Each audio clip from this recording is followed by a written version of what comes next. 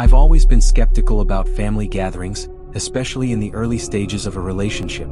I've always found it strange how intense families can be, particularly at Christmas, when traditions seem to carry an extra emotional weight. So, when Sophie suggested we spend Christmas with her parents in a secluded house in Vermont, I knew it would be an experience outside my comfort zone. I tried to be the understanding boyfriend, but the idea of traveling to a small town to meet her family for the first time made me nervous.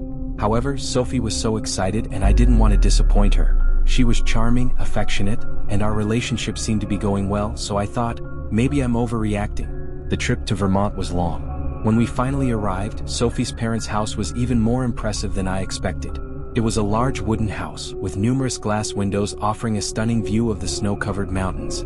It was the definition of a secluded winter retreat, the kind of place you see on postcards.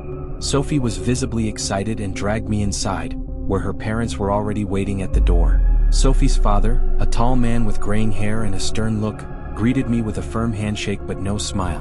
Her mother, on the other hand, was much warmer, with a tight hug and an exaggerated, almost forced smile. There was something about her smile that made me uncomfortable, but I tried to ignore it. After all, it was my first time meeting her family. They both seemed nice, though a little peculiar. Inside the house, Christmas decorations were everywhere. The atmosphere was cozy but also somewhat unsettling. The house had a mountain lodge vibe with exposed wood and imposing fireplaces, but there was a chill in the air that I couldn't quite identify. Soon, Sophie introduced me to her brother, Thomas. He was strange.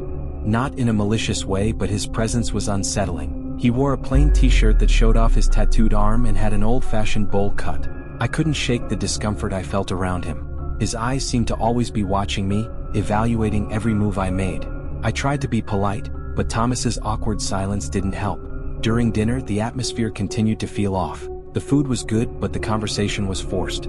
Sophie, her mother, and her father talked about trivial things, but Thomas's gaze was fixed on me most of the time. I felt like I was being studied, judged, as if I were taking a test without knowing the rules. I did my best to ignore his stares, but I couldn't help feeling more and more uncomfortable. After dinner, we all settled into the living room to watch a movie. I sat next to Sophie, trying to blend in, but every time Thomas looked at me, an uncomfortable feeling grew stronger. No matter how hard I tried to keep my composure, I couldn't ignore the rising tension in the air. When we finally retreated to the guest room, Sophie went to the bathroom, leaving her phone on the nightstand. I don't know why, but something compelled me to grab the phone. That's when I saw the message. A text conversation with Sophie's mother appeared on the screen. What it said froze the blood in my veins. "Do you think he's figured it out yet? We're almost ready." My mind started racing. What did this mean? Who else was involved in this plan? Before I could think more about it, Sophie came back into the room. I quickly put the phone back where it was and pretended to be asleep, but inside, anxiety was taking over. Sophie lay down and for a moment I stayed still. I knew something was terribly wrong, but I couldn't piece it all together. My mind was reeling from the message and at the same time from everything I had felt that day. I couldn't ignore what was happening any longer. I needed to know what they were planning. It was 2 a.m. when I heard Sophie getting out of bed. She was being extra quiet and somehow that made everything feel even stranger. I pretended to be asleep, but the sound of her footsteps made the tension build. When I heard her footsteps fade away, followed by others, my instinct told me to act. I quickly got up and went to the door of the room, listening carefully. Downstairs in the dining room, the voices were low but clear enough for me to hear. It sounded like they were planning something, speaking in whispers to avoid being heard. "When I come back, stay near the door," I heard Sophie say, and then a male voice responded, but I couldn't distinguish who it was. Was it Thomas's voice? Her father's? Or both? I didn't know, but what was clear to me was that something was being plotted, and I was part of something I didn't understand. My heart was pounding in my chest as I went back to the room, grabbed my things and got ready to leave. But before I could do anything, something froze me in place. In the corner of the room, near the window, was Sophie's father. He was sitting in a chair, wearing sunglasses, staring at me intently without saying a word. The expression on his face was indescribable. He wasn't smiling, nor did he have a threatening look.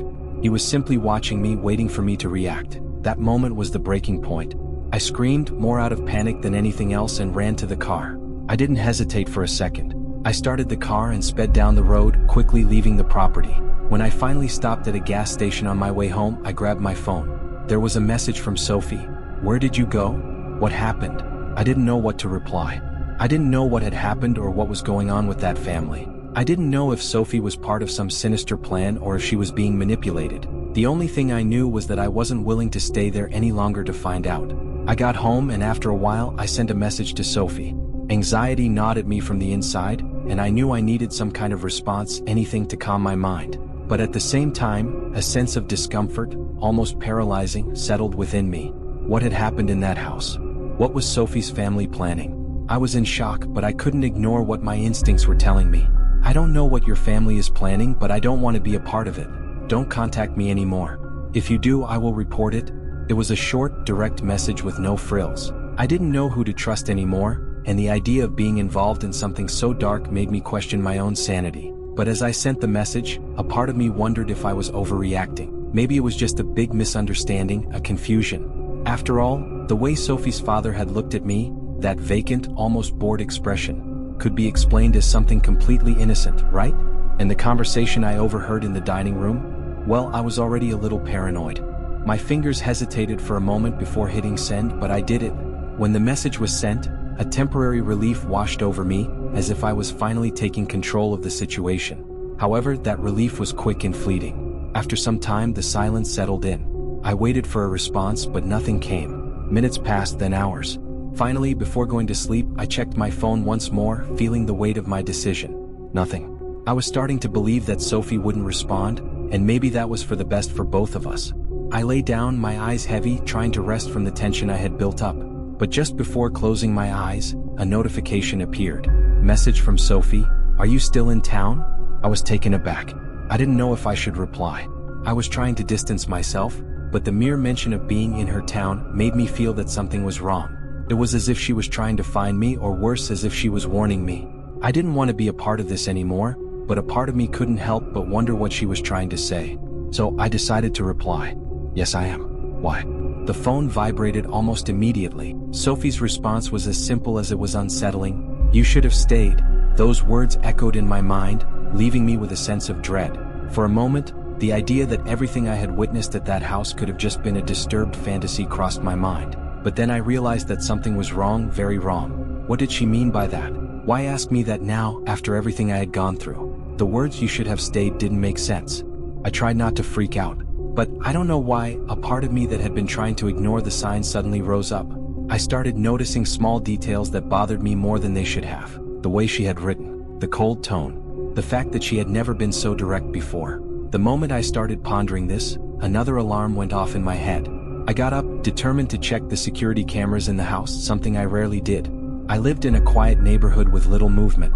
So, when I saw something on the security footage, I felt the adrenaline rush through my body like an electric shock. In the footage, it was almost dawn. The image showed the empty street, but soon a figure appeared, walking toward my house.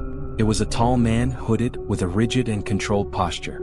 He stopped in front of my door, looked around, and then, with the precision of someone who knew exactly where he was going, he crouched down beside one of the living room windows. He stayed there for a few minutes, doing nothing, just watching. The chill down my spine paralyzed me. What was happening?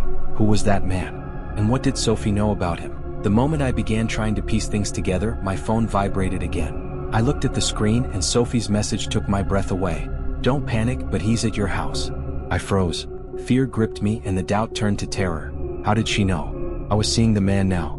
He was out there. I didn't know what to do. Suddenly the phone vibrated once more. "You shouldn't have left that house. You made a choice and now we all know where you are." I twisted the front door key, trying to open it just enough to peek through the crack. The street was empty. The man had disappeared. But a shadow loomed behind me. A presence.